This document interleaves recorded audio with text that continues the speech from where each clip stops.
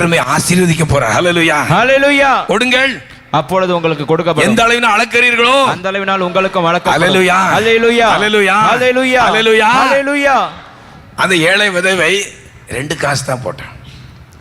மற்றவங்க எல்லாம் அவங்க ஆசிகள், செல்வங்கள், பெரிய செல்வந்தர்கள், அவங்க நிறைய நிறைய அப்படியே எடுத்து போடுறாங்க. இந்த வயசான அம்மா விதவை தடுமாடி வந்து அந்த முந்தியில் எங்கேயா முடிஞ்சு வச்சிருக்கலாம், அதை எடுத்து. இது மக்கள் பார்வையில் எப்படி இருக்கும்? இதை விட இவ்வளோ கஷ்டப்பட்டு வர்றதை விட அங்கேயே உட்காந்துருக்க வேண்டியதானே, இவ்வளோ யார் எதிர்பார்த்தாங்க அப்படின்னு மற்றவங்க நினைப்பாங்க. ஆனால் ஏசு என்ன சொன்னார்? இவள் தான் அதிகமாய் போட்டாள். ஹல்லேலூயா, ஹல்லேலூயா. உள்ளத்தை பார்க்கிறார். ஹல்லேலூயா, ஹல்லேலூயா. அவருடைய நெருக்கத்தின் மத்தியிலும் குறைவின் மத்தியிலும் சந்தோஷமாய் உதாரத்துமாய் கர்த்தருக்கு கொடுப்பதிலே வருகிற சந்தோஷம் இருக்கிறது. ஹல்லேலூயா, ஹல்லேலூயா, ஹல்லேலூயா, ஹல்லேலூயா, ஹல்லேலூயா, ஹல்லேலூயா. அப்படித்தான் திருச்சபையின் ஊழியங்களை தேவஜனங்கள் எல்லாரும் வளர்த்திருக்கிறார்கள். அதற்கு நாங்கள் சாட்சிகள். ஹல்லேலூயா, ஹல்லேலூயா. நம்முடைய பரிசுத்தவான்கள் ஆரம்பத்திலே மோரிஷியஸ் என்கிற சவுத் ஆப்பிரிக்காவில் ஒரு தீவுக்கு கர்த்தருடைய வார்த்தையின்படியே அவர்கள் கடந்து போகும்படி மும்பையிலே போய் பல மாதங்கள் அங்கே தங்கியிருக்கிறார்கள், போவதற்கான பொருளாதார தேவைக்காக. அப்போ முழு திருச்சபை, அப்போ இப்படியெல்லாம் திருச்சபையுடைய வளர்ச்சி இல்லை, கொஞ்சம் கொஞ்சம் பேர் அங்கங்கே ரட்சிக்கப்பட்டிருக்காங்க. இப்போ ஐயா வெளிநாடு போகணும், நம்ம ஐயாவுக்கு ஏதாவது காணிக்கை அனுப்புன்னு சொல்லிட்டு அங்கங்கே இருந்து அவங்களால் இயன்ற காணிக்கை கொஞ்சம் கொஞ்சமாக சேர்த்து அவங்க அங்கே அனுப்பி அவர்கள் அந்த வெளிநாட்டு பயணத்தை முடித்து விட்டு கடந்து வந்தார். ஆரம்ப நாட்களில் நடந்த சம்பவம். அவள் பரிசுத்தவான்கள் அதை ஏராளமான சரித்திரங்களை சாட்சியாக சொல்வதை நான் கேட்டிருக்கிறேன். சந்தோஷமாய் கொடுத்தவர்கள். ஹல்லேலூயா, ஹல்லேலூயா. இன்று அவர்களை கர்த்தர் பெரிய அளவிலே அவருடைய குடும்பங்களையும் ஆசீர்வதித்து வைத்திருக்கிறார். ஹல்லேலூயா, ஹல்லேலூயா. பதில் ஒரு குடும்பம் இருக்கிறது, அந்த குடும்பத்தின் பெரியவர் இறந்து போயிட்டார். அவரை குறித்து பரிசுத்தவான்கள் சொல்லும் பொழுது அவர் சொல்லுவார்கள், இந்த குடும்பத்தின் அந்த பெரியவர் நாங்கள் மோரிஷியஸ் போவதற்காக அவருடைய வீட்டில் இருந்த விற்று எங்களுக்கு கொடுத்தவர்கள், அவர் நெருக்கத்தின் மத்தியிலும் அவளதை செய்தார்கள். இன்னும் அந்த குடும்பத்தை கர்த்தர் ஆசீர்வதித்திருக்கிறார். ஹல்லேலூயா, ஹல்லேலூயா. தங்களுடைய நெருக்கத்தின் மத்தியிலும் சந்தோஷமாய் கொடுத்தார்கள்.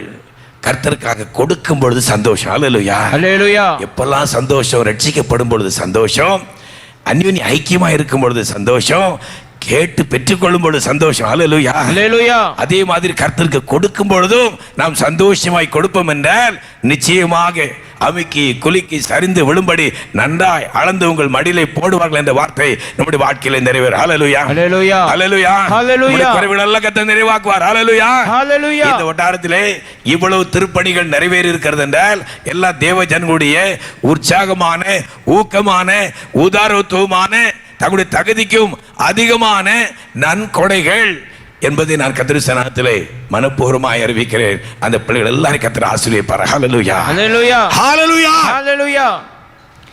நாங்கள் நாகர்கோவிலில் இருந்த பொழுது 93 அங்கே சென்றோம். அங்கே சில ஆண்டுகள் அங்கே இருந்தோம். ஒரு 16 வீடு மாறணும். அங்கே எங்கே நான் ஜெபிப்பதற்கு எங்கேயுமே அலோவ் கிடையாது. அங்கே எங்கே பிரச்சனை. அவர் கடைசியாக ஒரு இடத்துல ஒரு ஷெட்டு போட்டு ஆராய்ச்சி கொண்டிருந்தோம். அங்கேயும் குழப்பம் ஆரம்பித்து விட்டது. அப்பொழுது ஆவியான பேச்சினா நமக்கு ஒரு இடம் வாங்க வேண்டும் என்று. அப்பொழுது அந்த இடத்தை வாங்கப்பட்டது. வாங்கப்பட்ட இடத்தில் ஒரு ஆலயம் கட்ட வேண்டும். இடம் வாங்குவதற்கும் பல நெருக்கடி மத்தியிலே தேவஜனங்கள் எல்லாருடைய ஒத்துழைப்பின் மத்தியில் இடம் வாங்கப்பட்டது. இப்போ தேவாலயம் கட்ட வேண்டும் பிளான்லாம் போட்டு ஒரு நாள் சபையிலே அங்கே செல்வி டாக்டருடைய வீட்டின் அருகாமையில் ஒரு சின்ன ஷெட், அங்கே தான் ஆராதனை பரிசுத்தாரணை எல்லாம் நடக்கும். அப்போ சொல்லுவாங்க, சொன்னாங்க நமக்கு ஆலயம் கட்டணும், யார் யாரெல்லாம் என்ன கொடுப்பீங்க சொல்லுங்க. அப்போ நிறைய இன்ஜினியர்ஸ் டாக்டர்ஸ்லாம் இருக்கிறாங்க, நிறைய தேவனுடைய பிள்ளைகள் வந்திருந்தாங்க. அப்போ நான் ஒவ்வொருத்தரையும் பார்த்துட்டே இருக்கிறேன். அப்போ ஒரு அம்மா, எனக்கு மற்றவங்க சொன்னெல்லாம் எனக்கு ஞாபகத்தில் இல்லை, ஒரு அம்மா சொன்ன மட்டும் இன்றைக்கி ஞாபகத்தில் இருக்குது. அங்கே வெள்ளமடம் பாட்டின்னு சொல்லுவாங்க அவங்கள பார்த்து. அவங்க இப்போ இல்லை. அந்த பாட்டி என்ன சொன்னாங்க தெரியுமா? எந்திரிச்சு, ஐயா என்னிடத்துல கடவுள் கொடுக்கறதுக்கு பெரிதாக என்ற ஒன்று இல்லை, ஆனால் ஒன்று நான் செய்வேன். இன்னும் கட்டடம் கட்டலை, இடம் மட்டும் தான் இருக்குது, பிளான் போட்டு வச்சிருக்கிற அவ்வளோதான். பில்டிங் கட்டும்போது பூசணும்ல, பூசும்போது சாந்து கீழே விழும்ல, சாந்து. அப்போ அந்த சாந்தை எடுக்கிறதுக்கு சாக்கு வேணும்ல, அந்த சாக்கெல்லாம் என் பொறுப்பியா? கொஞ்சம் யோசிச்சு பாருங்க.